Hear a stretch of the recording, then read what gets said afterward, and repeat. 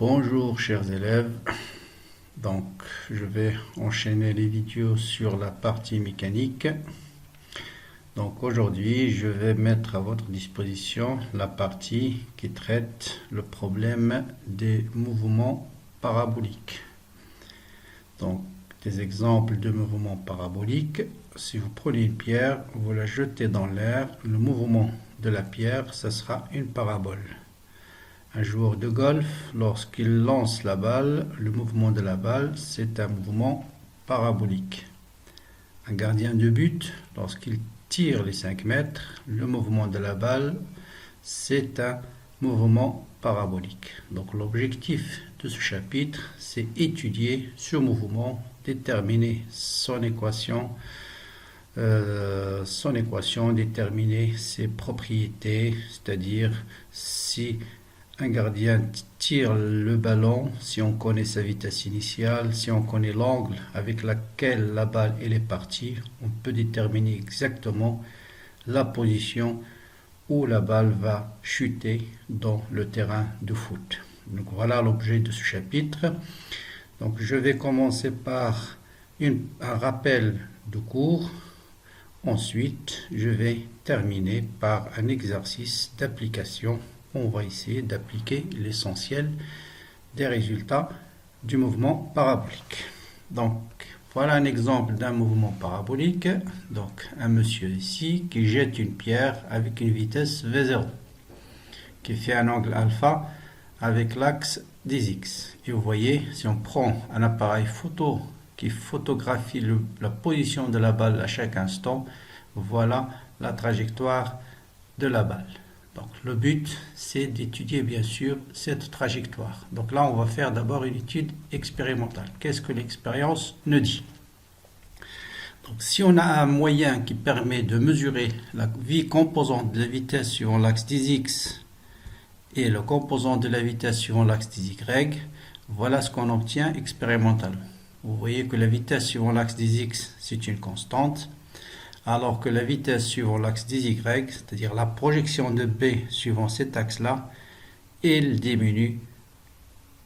C'est une pente, c'est une droite de pente négative. Donc, vous voyez, donc, on va leur absolue l'augmente, mais vous voyez, donc son équation, c'est moins 10 fois t plus 3 pour cette balle, par exemple. Alors que ici, la vitesse suivant l'axe des X, c'est une constante. Donc le but, bien sûr, c'est d'essayer de retrouver ces équations, mais d'une façon théorique. Donc comment on peut caractériser un mouvement parabolique? Donc on peut le partager en deux mouvements. Un mouvement uniforme suivant l'axe des X, vous voyez Vx égale à une constante, alors que c'est un mouvement uniformément varié suivant l'axe des Y. Donc Vy n'est pas constante, mais il dépend du temps. C'est-à-dire ici, un mouvement uniformément varié suivant l'axe des Y. Si vous lui ajoutez un mouvement uniforme suivant l'axe des X, on obtient ce qu'on appelle un mouvement parabolique. Essayons de déterminer quelques équations de ce mouvement parabolique. Donc, l'expérience nous dit que la vitesse suivant l'axe des X est égale à une constante. Or, l'accélération, c'est la dérivée de la vitesse. Si la vitesse est égale à une constante, ça veut dire l'accélération, elle est nulle. Donc, c'est un mouvement uniforme. L'expérience, donc tout ça, je rappelle, c'est juste des résultats expérimentaux. Hein. L'expérience nous dit que la vitesse de cette balle-là vérifie cette équation-là, suivant l'axe des Y. Or, la dérivée, l'accélération suivant l'axe des Y, c'est la dérivée de ce terme-là par rapport au temps. Donc, la dérivée de moins 10 fois t, c'est moins 10. La dérivée de 3, c'est 0. Et vous remarquez que 10 mètres par seconde, c'est tout simplement l'accélération de pesanteur. Donc l'accélération AG est égale à l'accélération de pesanteur. On peut déterminer aussi x de t, ce qu'on appelle l'équation horaire du mouvement, x de t et y de t, à partir de l'équation v de x égale à une constante. Je rappelle que v de x, c'est la dérivée de x par rapport au temps. Donc pour retrouver x, on intègre cette équation. Donc l'intégrale d'une constante, c'est la constante fois le temps. D'accord? Donc plus bien sûr une constante, mais si on prend x0 égale à 0, cette constante-là, elle est nulle. La même chose V de y égale à moins 10 fois t. Donc l'intégrale de t, c'est t carré sur 2. Et l'intégrale de 3, c'est 3 fois t, plus une constante. Donc, vous voyez, moins 10 t carré sur 2, ça nous donne moins 5 fois t carré, plus 3 fois t, plus y0, qui peut être nul comme il peut être non nul.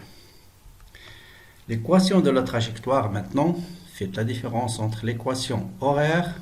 Quand on parle d'équation horaire, c'est x de t et y de t. Quand on parle d'équation de la trajectoire, c'est y en fonction de x. Faites la différence entre équation horaire, c'est-à-dire c'est x en fonction du temps, y en fonction du temps, alors que l'équation de la trajectoire, c'est y en fonction de x. Il ne faut pas que le temps apparaisse dans l'équation de la trajectoire. Donc pour cela, qu'est-ce qu'on fait? On cherche t en fonction de x et puis on la remplace dans cette équation-là. Donc ici, t est égal à x sur 2,2. Donc y, ça sera moins 5 sur 2,2 au carré fois x au carré. Et si vous faites l'application, 5 sur 2,2 au carré, ça vous donne 0,9 x carré, plus 3 multiplié par x sur 2,2, t, c'est x sur 2,2, c'est ça, et 3 sur 2,2, ça vous donne 1,36, plus y0, qui peut être nul ou non nul. Et ça, c'est tout simplement l'équation d'une parabole. C'est pourquoi on l'appelle un mouvement parabolique.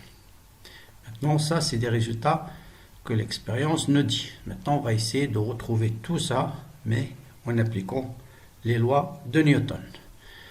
Donc voilà le départ. Donc on vous dit, on prend un objet, un projectile qu'on va lancer avec une vitesse initiale V0 qui fait un angle alpha avec l'axe des x. Et on va étudier le mouvement de ce projectile. D'accord? Donc comme en mécanique toujours, il faut préciser quel est le système étudié, quelles sont les forces qui agissent sur le système, appliquer deuxième loi de Newton et puis projeter sur un repère bien adapté. Donc c'est ce qu'on va essayer de faire. Donc le repère d'étude c'est O, X, Y, Z, bon, Y. Bon, cet axe-là, des fois on l'appelle Z, des fois on l'appelle Y, mais peu importe le nom. D'accord? Donc l'essentiel, il faut voir juste à t égale à 0. Est-ce qu'on lance l'objet à partir de x0, mais on peut le lancer bien sûr à partir d'une autre position. Et dans ce cas, c'est les conditions initiales qui vont changer. Donc ça, il faut faire très attention. La même chose, la vitesse. Dans certains problèmes, ça peut être suivant l'axe des x, ça peut être suivant l'axe des y, mais il peut faire un angle alpha. Donc on va traiter ici le cas général. Donc après, s'il est suivant x, il suffit de prendre alpha égale à 0. Donc voilà. V0, voilà les composantes de la vitesse à t égale à 0. Donc c'est V0 cosinus alpha. Voilà, c'est V0 cosinus alpha. Et cette composante-là, qui est la même que celle-là, c'est V0 sinus alpha. Donc un vecteur, vous le projetez suivant l'axe des x, ça vous donne V de x. Vous le projetez suivant l'axe des y, ça vous donne Vy. Bien. Une fois qu'on a précisé le repère, il faut choisir l'origine de temps. Donc c'est très important, c'est toujours indiqué dans les exercices. Là, on va prendre à t égale à 0, x égale à 0 et z égale à 0. C'est-à-dire l'origine du temps, c'est l'instant où le projectile est lancé. Après préciser le système étudié, donc c'est le projectile, ça peut être un ballon de foot, un ballon de golf, plusieurs exemples. Donc, les forces appliquées à la balle dans le vide, bien sûr, on suppose qu'il n'y a pas de frottement de l'air. Donc, c'est toujours précisé dans l'exercice. Donc là, on va traiter le cas où il n'y a pas frottement avec de l'air. Donc, le poids, la somme des forces appliquées, c'est le poids qui est égal à mg. Deuxième loi de Newton, bien sûr, la somme des forces est égale à m gamma, enfin l'accélération. Les forces, il n'y a que le poids, ça veut dire l'accélération est égale à g. Donc, vous voyez tous les résultats, l'équation de la trajectoire, les équations horaires, ce qu'on va appeler la portée verticale et la portée horizontale, tout ça va être déterminé à partir de la projection de cette équation-là dans le repère au x, au y. Donc, Faites très attention à l'orientation de l'axe ici. Des fois, on vous le donne orienté vers le haut, des fois orienté vers le bas. Ici, si orienté vers le haut, bien sûr, vous voyez que G, il est opposé à Z. Donc la projection de G va être suivant moins G, suivant l'axe Z. Hein? Faites très attention. Par contre, la projection du vecteur G suivant l'axe des X, bien sûr, il n'y a pas de projection, il n'a pas de composante suivant l'axe des X. Donc un vecteur qui, suivant cet axe-là, n'a pas de projection suivant l'axe, l'isqat. Hein? La projection de G a une seule composante, elle est suivant l'axe des Z. Hein? Il n'a pas de composante suivant l'axe des X. Bien. Donc projetons donc cette relation sur, c'est-à-dire la deuxième loi de Newton sur l'axe OX et sur l'axe OY. Donc sur l'axe OX, quelle est la projection de G? C'est 0. Et bien sûr, la projection de AG, c'est D de AX, c'est AX. D'accord? Donc A de X qui est égal à D de V de X sur D de T, ou bien D carré de X sur DT carré, c'est 0, parce que G n'a pas de composante suivant l'axe des X. On intègre une première fois pour trouver la vitesse. Je vous rappelle, si vous avez l'accélération, la vitesse c'est l'intégrale de l'accélération et l'intégrale d'une constante. Si l'accélération est égale à une constante, son intégrale c'est une constante. Hein, parce que pour passer de là à là, on dérive. Pour passer de là à là, on intègre. Donc vous dérivez une constante, vous trouvez 0. Vous intégrez une constante, vous intégrez 0 fois t, vous trouvez une constante. Donc v de x, c'est v0 cosinus alpha. Maintenant, si on veut x de t, il faut intégrer une constante. Et l'intégrale de alpha, c'est alpha fois t, plus, bien sûr, une constante. Mais puisqu'on a pris ici à t égale à 0, x égale à 0, donc cette constante-là égale à 0. Donc ça vous donne v0 cosinus alpha fois t plus une constante. Mais à t égale à 0, x égale à 0, donc la constante est égale à 0. Donc la même chose pour l'axe OZ. D de A de Z sur D de T, A de Z pardon, qui est égal à D de V de Z sur D de T, c'est égal à G. Et la projection de G, c'est bien moins G, hein, parce que Z, elle est vers le haut. Hein. Vous voyez, Z, elle est vers le haut. Faites attention. Donc la projection de G sur l'axe Z, c'est moins G.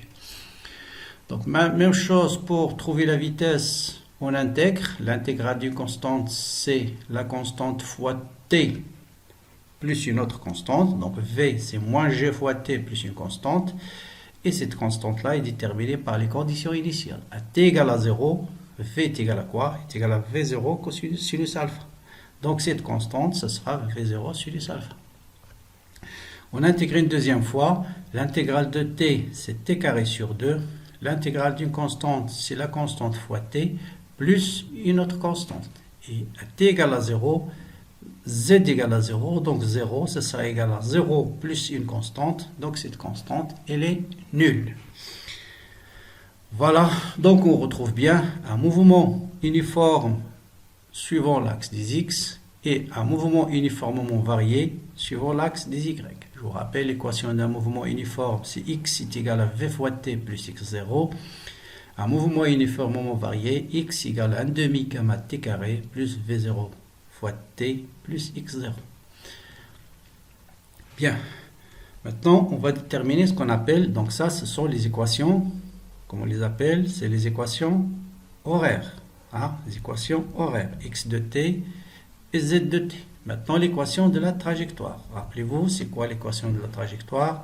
C'est l'équation qui permet de déterminer z en fonction de quoi? En fonction de x. En fonction de x. Donc, ça veut dire qu'il ne faut pas que le temps apparaît dans z. On ne doit pas avoir z de t, mais z de x.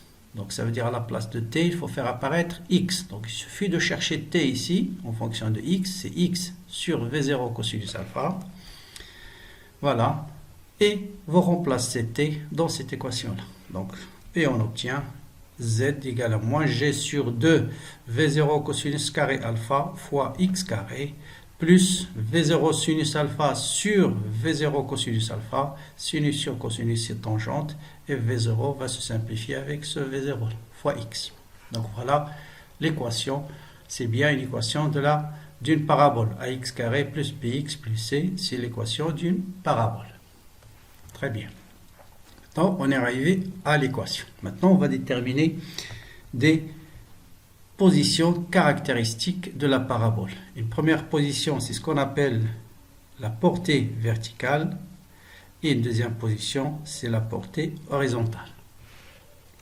On va commencer par la portée verticale. C'est quoi la portée verticale? C'est-à-dire tout simplement la distance maximale atteinte par le projectile. Pour lancer un ballon de foot, quelle est la hauteur maximale avec où va passer ou qui va être atteint par le ballon, la balle de foot, hein, ou de golf, c'est la même chose, ou une pierre jetée dans l'air, hein, on appelle ça la portée verticale. Donc comment déterminer les propriétés, c'est-à-dire x en cette position, y et la vitesse et ainsi de suite.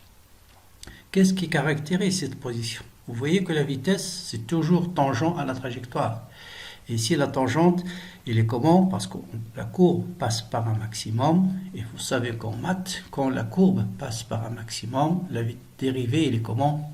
Elle est nulle. Or, la dérivée de z, c'est la vitesse, c'est v de z. Et vous voyez ici que v de z, elle est horizontale. Ça veut dire la vitesse n'a pas de composante sur l'axe des x. Voilà ce qui caractérise ce point-là. La vitesse n'a pas de composante suivant l'axe. Voilà, donc n'a pas la composante suivant l'axe z. D'accord? Donc voilà, faites la projection ici. Toute la vitesse, il est suivant l'axe des x. Voilà l'axe des x. La vitesse, il est suivant l'axe des x, mais sa projection suivant l'axe z, voilà, si je fais normalement voilà l'axe z, il n'a pas de projection suivant cet axe-là. Donc, la portée verticale, tout ce qu'il faut retenir, que la portée verticale est déterminée par V de Z égale à 0. Et les caractéristiques, on va utiliser cette propriété-là. Donc, or, c'est quoi V de Z? On vient de le déterminer avant, c'est moins G fois T plus V0 sinus alpha. Et en ce point, ce terme est égal à 0. Donc, cette équation nous permet de déterminer le temps où le projectile va atteindre la hauteur maximale. Et ce temps-là, il est égal à quoi? Il est égal à V. Tout ça est égal à 0. Donc, c'est V0 sinus alpha divisé par G. En fait, ça est égal à 0. C'est ce qu'on appelle le temps où le projectile va atteindre la position maximale. Si on connaît le temps, bien sûr, on peut déterminer la hauteur maximale en utilisant l'équation Z de t. D'accord? Je remplace Z, c'est bien sûr la hauteur.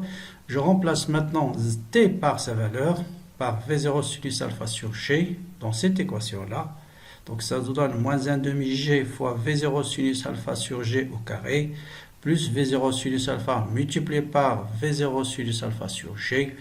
Vous voyez que ici, G divisé par G carré, ce sera 1 sur G, et V0 sinus carré alpha. Donc c'est exactement le même terme qu'ici, sauf qu'ici vous avez moins 1 demi. Or, moins 1 demi plus 1, c'est 1 demi. Et donc, Z au temps, à l'instant TS, c'est ce qu'on appelle la portée verticale. C'est H est égal à quoi? Est égal à V0 sinus alpha de tout au carré divisé par 2G.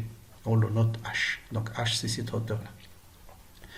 Donc voilà comment on détermine la hauteur maximale. Donc on connaît le temps. Si je connais le temps, je remplace dans Z de t.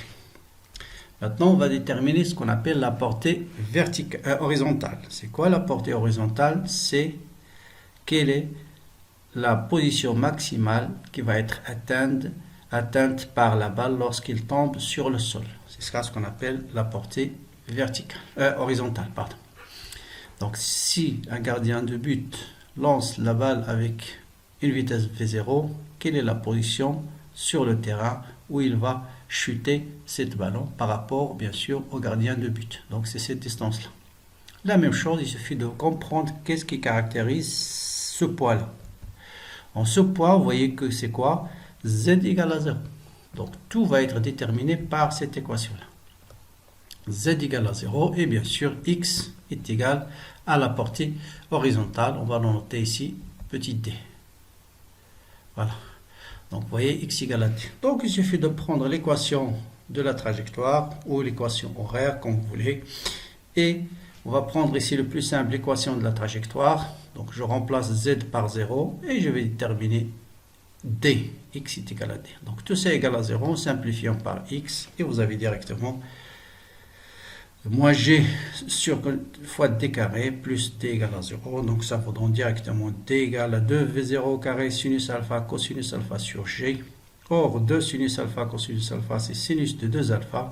Donc voilà ce qu'on appelle la portée verticale. Bien sûr, vous avez une autre façon de la trouver. Prendre l'équation horaire, poser z égale à 0 et chercher le temps où le projectile va arriver en ce point. Et si je connais le temps, je vais le remplacer dans x de t et je vais déterminer d. Donc ce sont des méthodes identiques. Donc soit à partir de l'équation de la trajectoire, mais on peut aussi le déterminer à partir des équations horaires. Maintenant, quelles sont les conditions pour avoir une portée maximale? Ça veut dire, si on veut que le gardien lance le ballon avec une vitesse V0 qui est constante, bien sûr. Donc, sinon, bien sûr, il suffit d'augmenter V0, vous allez augmenter D. Mais si on lance des projectiles avec la même vitesse V0, quelle est la condition pour atteindre le maximum? Vous voyez, il suffit de voir ici la portée, elle dépend de quoi? Elle dépend de V0. G, c'est une constante. Donc, le paramètre qui va jouer, c'est l'angle alpha. Quand est-ce que sinus 2 alpha est maximum? Le maximum de sinus, c'est 1. Donc, c'est sinus 2 alpha est égal à 1. Or, quel est l'angle pour lequel le sinus est égal à 1? C'est 90 degrés. Donc, ça veut dire 2 alpha est égal à 90 degrés. Autrement dit, alpha égale à 45. Donc, pour que le gardien lance la balle avec une portée maximale, il faut qu'il la lance avec un angle de 45 degrés.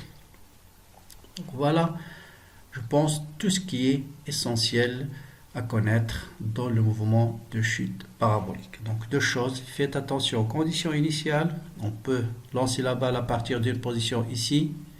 Et dans ce cas, qu'est-ce qui va changer? Bien sûr, V0 initial, ce sera toujours V0 cosinus alpha.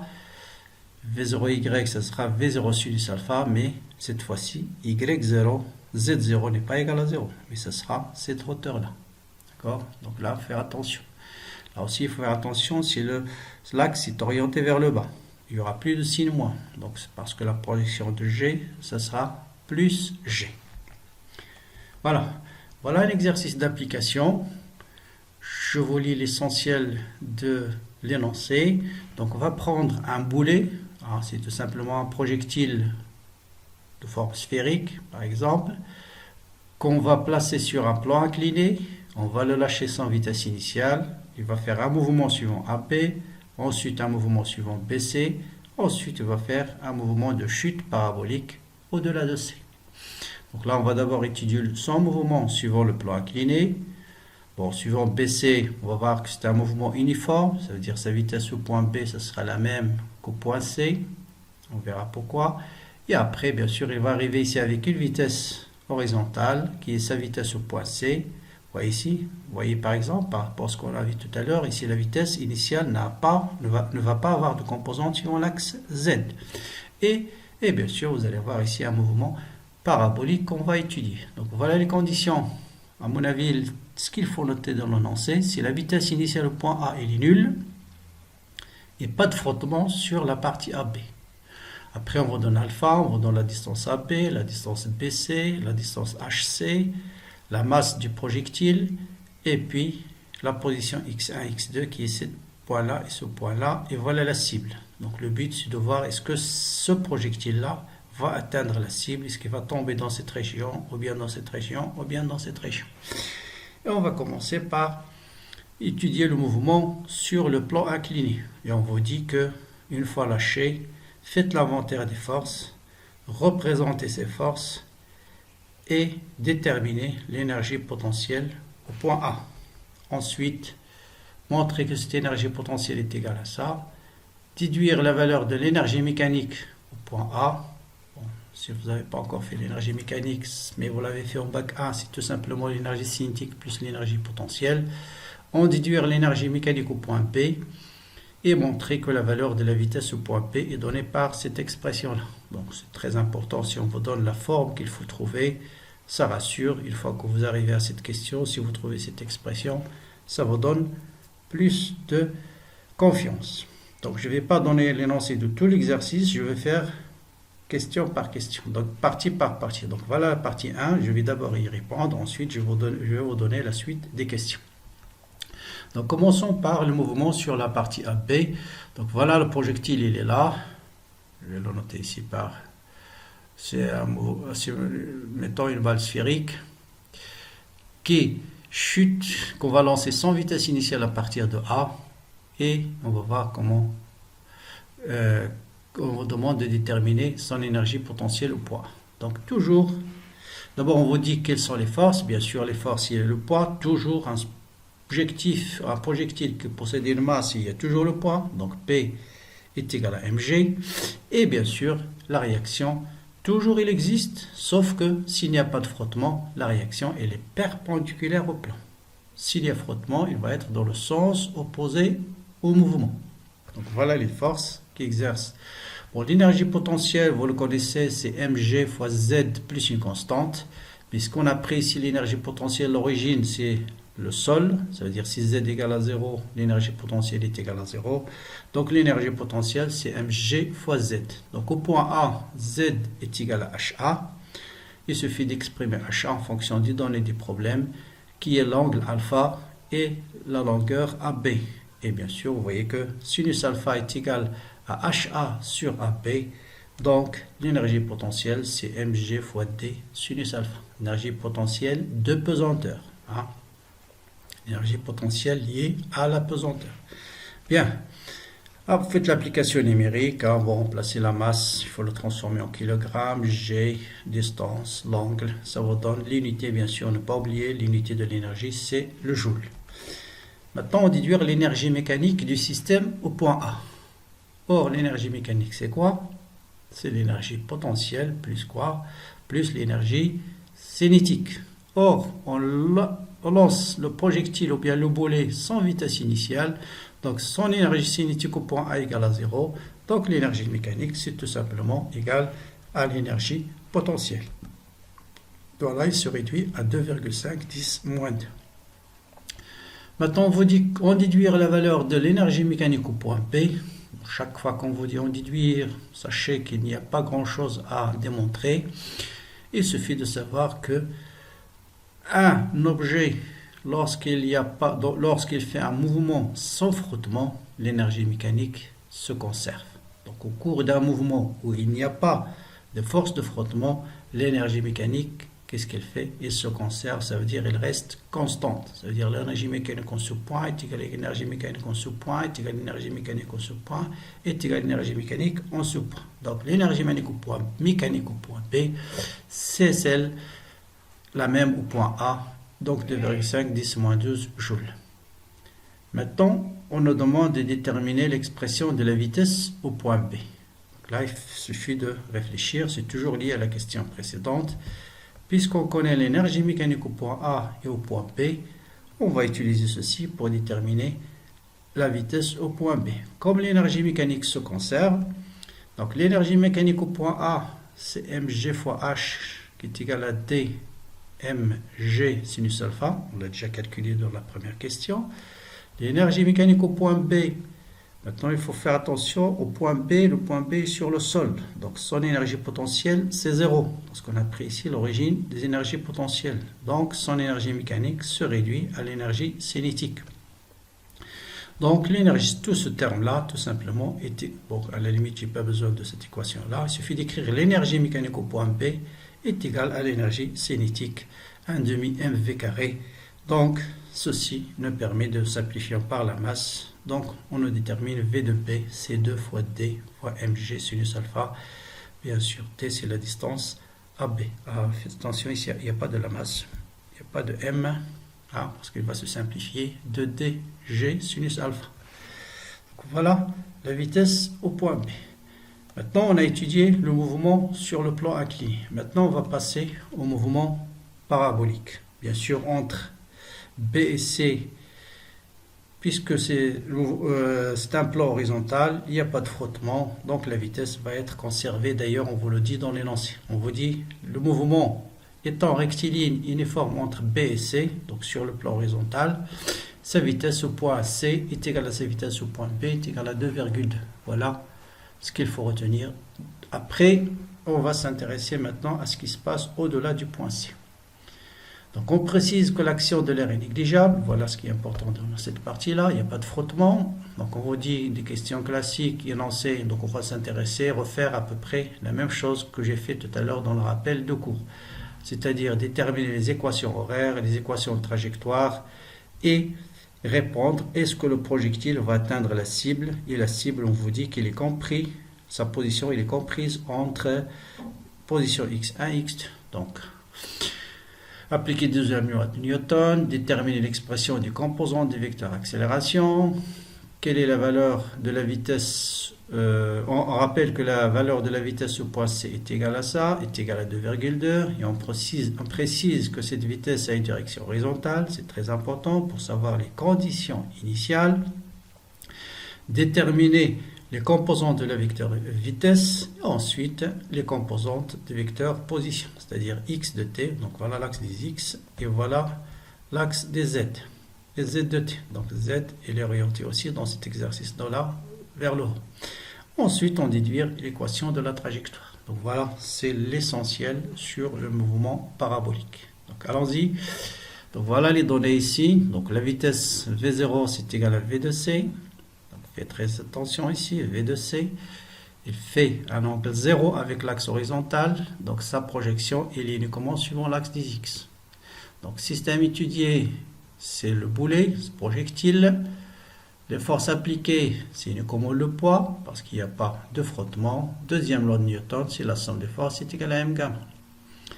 Donc appliquer cette loi une fois que le boulet quitte le point C, c'est-à-dire on a un point par exemple ici, cette position-là. Donc, en cette position, il n'y a que le poids qui s'exerce sur le projectile. Donc, P est égal à M gamma. Donc, tout de suite, gamma est égal à G. Donc, expression de la composante de l'accélération. Donc, ça, c'est l'accélération. C'est la dérivée de V par rapport au temps.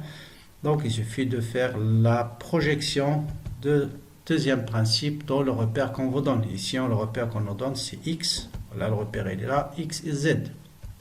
Et l'origine, c'est C. Donc, voilà l'origine du repère. Hein. Faites attention ici. Donc, A de X, on a dit G n'a pas de projection suivant l'axe de X, c'est 0. Et la projection de G suivant l'axe Z, c'est bien. Donc, G ici, voilà ce G, on peut prendre ça, c'est le vecteur G. Vous voyez bien qu'il est opposé au vecteur G. Donc, A de Z est égal à moins G. Donc, on va... Quelle est la relation entre l'accélération et la vitesse? Donc l'accélération, c'est la dérivée de la vitesse. Donc d de v de x sur d de t égale à 0 et d de v de z sur d de t égale à moins g. Donc pour trouver v de x, on intègre. L'intégrale de 0, c'est égal à une constante. Et l'intégrale d'une constante, c'est la constante fois t plus une autre constante. Donc pour déterminer les constantes C1 et C2, on utilise les conditions initiales. À t égale à 0, V0x est égal à V de C, donc cette constante c'est V de C, et à t égale à 0, V de Z égale à 0, donc 0 est égal à 0 plus C2, donc C2 égale à 0. Donc vous avez V de x est égal à V de C, et V de Z égale à moins G fois T. On déduit x de t, donc exactement la même chose qu'on a fait pour passer de l'accélération à la vitesse, on va le faire pour passer de v à x, parce que v c'est la dérivée de x par rapport au temps. Donc on a v de x est égal à une constante, ça veut dire d de x sur d de t est égal à v de c. L'intégrale d'une constante, c'est la constante fois t plus une autre constante. Et l'intégrale de t, c'est t carré sur 2, donc moins g sur 2 fois t carré, plus une constante C2. Pour déterminer ces deux constantes, on utilise toujours les conditions initiales, c'est très important. À t égale à 0, x égale à 0, donc C1 égale à 0. Et à t égale à 0, z égale à 0, donc 0 est égal à 0 plus C2, donc C2 égale à 0. Donc x de t égale à vc de t. Là, j'ai remplacé uniquement vc par sa valeur, mais en notant dans l'énoncé c'est 2,2. Donc Donc on pourrait travailler avec 2,2 fois t. Et z de t égale à moins 1,5 g fois t carré. Donc voilà l'équation horaire. On va déduire l'équation de la trajectoire. Maintenant, si vous avez assimilé bien le rappel de tout à l'heure, l'équation de la trajectoire, c'est z en fonction de quoi? De x. Donc je cherche t en fonction de x et je la remplace dans l'équation de z. Donc t est égal à x sur racine carrée ou bien tout simplement x sur 2,2 et z est égal à moins 1,5 g et je remplace t par sa valeur, ça me donne x carré sur 2t fois g sinus alpha. Ce qui vous donne z est égal à moins x carré en simplifiant par g et 2 fois 2 ça vous donne 4 d sinus alpha. Donc c'est bien une équation d'une parabole. Deuxième partie de l'exercice, on veut déterminer ce qu'on appelle la portée horizontale. On veut déterminer si le boulet atteint la cible E, qui est comprise entre x1, cette position-là c'est 0,55 mètres, et cette position 0,6, on vous dit que le projectile, supposons là c'est un trou, un ballon de golf, est-ce que la balle va tomber dans le trou? Donc calculer le temps nécessaire pour que le boulet atteigne le sol. Donc quel est le temps pour que le projectile arrive sur le sol? On déduire l'abscisse XF, c'est-à-dire portée horizontale du boulet. La cible est-elle atteinte? Ensuite, quelle distance faudra-t-il choisir pour atteindre la cible? Ça suppose déjà, vous avez déjà une idée que la cible ne va pas être atteinte, parce qu'on vous dit pour quelle valeur la cible va atteindre, le projectile va atteindre l'abscisse 0,57 mètres. Pensez. Bien, donc quel est le temps nécessaire pour que le boulet atteigne le sol? Toujours dans le problème de chute parabolique, déterminer les propriétés de la position qu'on vous demande. Si le boulet arrive sur le sol, ça veut dire quoi? Qu'est-ce qui est nul? Hein? Donc réfléchissez une fois, ou bien pas exactement nul, ou bien quelles sont les propriétés de ce point-là. Et vous voyez que les propriétés de ce point, tout simplement, sa hauteur, c'est HC. Ça veut dire Z est égal à quoi? Est égal à moins H. Donc Z, la projection de ce point, c'est cette distance-là. Et vous voyez bien, cette distance, c'est moins H. Donc la distance, c'est HC. Mais les coordonnées, c'est moins H parce qu'il se trouve dans la partie négative de Z. Donc voilà l'équation de base qu'on va utiliser pour déterminer le temps. Donc je reviens à l'équation horaire. Moins 1,5 gt carré de z, je pose égal à moins hc et je détermine facilement t est égal à racine carrée de hc sur g. Simplifiant par moins 1, t carré c'est 2hc sur g, donc t égale à racine. Faites l'application numérique, ça vous donne 0,29 secondes. Voilà le temps où le projectile va être déposé sur le sol. Maintenant, déduire l'abscisse x finale, c'est-à-dire la portée horizontale. Donc, comme il suffit de revenir à x de t, comme on connaît le temps, je remplace le temps dans cette équation et vous avez directement 2,2 multiplié par le temps où le projectile va arriver sur le sol et ça vous donne la portée horizontale qui est 0,63 mètres. Et vous voyez que cette distance elle est au-delà des valeurs qu'on nous donne dans l'exercice. Mais on peut le calculer aussi d'une autre manière. Ah, je connais z de t est égal à moins hc, je peux le remplacer dans cette équation-là et déduire xf. Donc moins hc est égal à moins xf au carré sur ça. On connaît hc, on connaît 4d sinus alpha, je peux déterminer xf. Donc ça c'est une autre méthode, d'accord? Bien. Comme xf il est supérieur à x2, donc bien sûr le projectile ne va pas atteindre le sol. Voilà x2, c'est 0,6. Cette position-là, l'abscisse de cette position c'est 0,6. Mais comme ici on a trouvé 0,63, ça veut dire le projectile va tomber quelque part ici. Donc au-delà de la plage qui est permise. Donc le projectile ne va pas atteindre son objectif. Donc le boulet n'atteint pas ou bien sa cible. Bien. Maintenant, on vous demande quelle est la distance d qu'il faudra choisir. En fait, quelle est la vitesse v0. Parce que d, la valeur de d apparaît dans l'expression de v0. Donc, quelle est la valeur de d pour que la cible le projectile atteint la cible à la position 0,57 mètres. Bon, là, il suffit de prendre l'équation horaire, l'équation de la trajectoire, remplacer Z par HC, parce que lorsque le projectile tombe sur le sol, Z est égal à HC. Et puisqu'on veut XF égale à 0,57, je remplace directement XF par sa valeur. Et je veux déterminer D. Donc D, c'est XF au carré sur 4HC sinus alpha. HC, c'est fixe. Alpha, il est fixe. Donc, pour chaque valeur de D, j'ai une position de X, une portée horizontale donnée. Donc, si je remplace XF par 0,57, vous voyez bien que D égale à 0,41. Donc, ce n'est pas la même qu'on a donnée tout à l'heure. Bon, j'ai ajouté une question supplémentaire où il faut un peu plus de réflexion. Moi, j'aurais aimé poser la question comme ceci. Pour quelle valeur de D le boulet peut-il atteindre la cible? Donner toutes les valeurs possibles de D pour que le projectile atteigne la cible. Donc, ça veut dire là, il faut trouver D compris entre quoi et quoi. Donc, quel est l'intervalle possible ou l'ensemble des valeurs possibles pour la valeur D, et ça veut dire en fait pour V0, pour que le projectile atteint la cible. Donc là, il suffit de redémarrer avec la donnée suivante. Pour que le projectile atteigne la cible, ça signifie quoi? Ça signifie que X final, portée horizontale, est compris entre X1 et X2. Voilà la donnée de départ. Et tout va être déterminé à partir de cette position. Donc je vais encadrer X final au carré.